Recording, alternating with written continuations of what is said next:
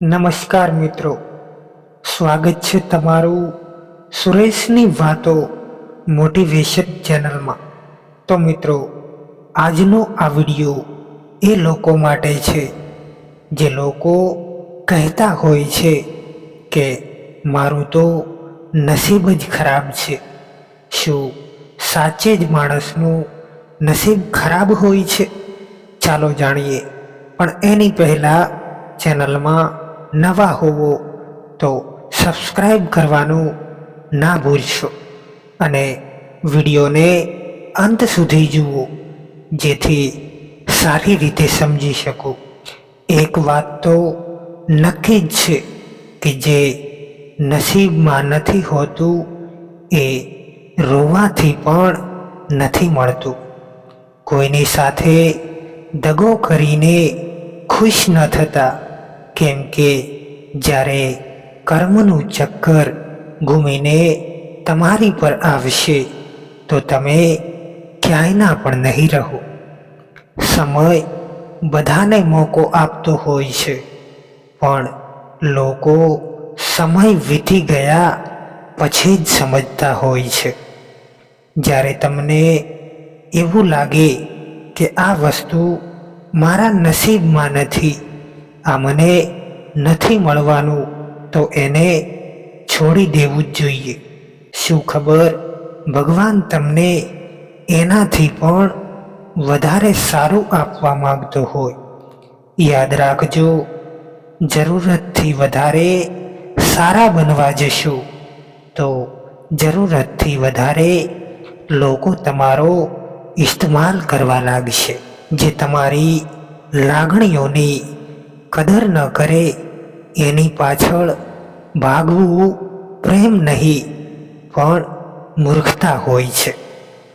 આપણી હાર એમાં નથી હોતી કે કોઈ બીજા આપણને નથી ઓળખતા, પણ આપણી હાર એમાં હોય છે કે આપણે ખુદ પોતાને નથી ઓળખતા.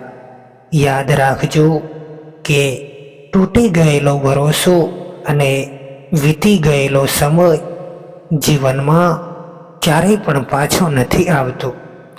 અમુક વાતો ભગવાન પર છોડી દેવી જોઈએ, કેમ કે દરેક વાતનું સમાધાન આપણી પાસે નથી હોતું.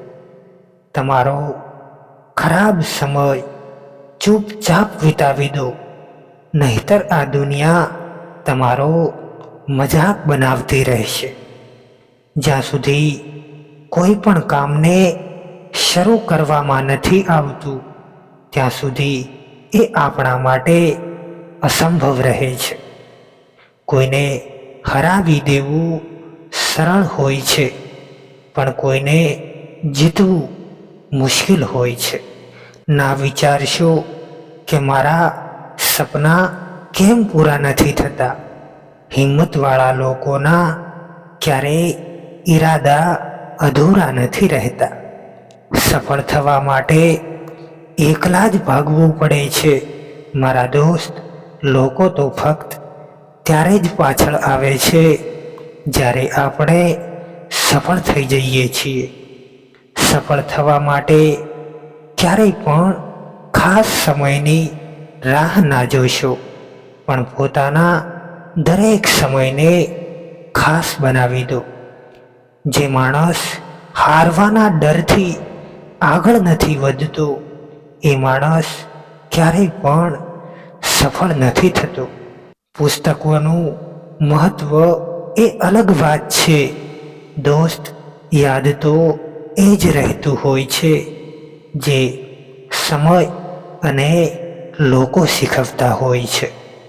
જ્યારે દર્દ અને કડવી બોલી સહન કરતા આવડી જાય તો સમજી લેજો કે જીવતા શીખી લીધું. આપણે શું છીએ એ તો ફક્ત આપણે જ જાણતા હોઈએ છીએ. લોકો તો ફક્ત આપણા વિશે અંદાજો જ લગાવી શકે છે. જે બદલી શકાય તેને બદલો, જે બદલી ના શકાય એને સ્વીકારો, અને જેને સ્વીકારી ના શકાય તેને છોડી દો, પણ પોતાને હંમેશા ખુશ રાખો. મેદાનમાં હારી ગયેલ માણસ ફરી જીતી શકે છે, પણ મનથી હારી ગયેલ માણસ ક્યારે પણ નથી જીતી શકતો. બે વસ્તુઓની ગણતરી કરવાનું છોડી દો. એક પોતાના દુઃખ અને બીજું બીજા લોકોના સુખ. જીવનમાં હંમેશા ખુશ રહેશો. જેમને કોઈ પણ વસ્તુની લાલચ નથી હોતી, એ જીવનમાં પોતાના કામ વધારે જવાબદારી સાથે કરતા હોય છે. જ્યારે કોઈ માણસ કહેતો હોય કે મેં મારા જીવનમાં ક્યારેય પણ ભૂલ નથી કરી, તો સમજી લેજો કે એ માણસે ક્યારેય પણ કંઈ નવું કરવાની કોશિશ નથી કરી. તો મિત્રો, વિડીયો પસંદ આવ્યો હોય તો ચેનલને સબસ્ક્રાઈબ કરવાનું ના ભૂલશો.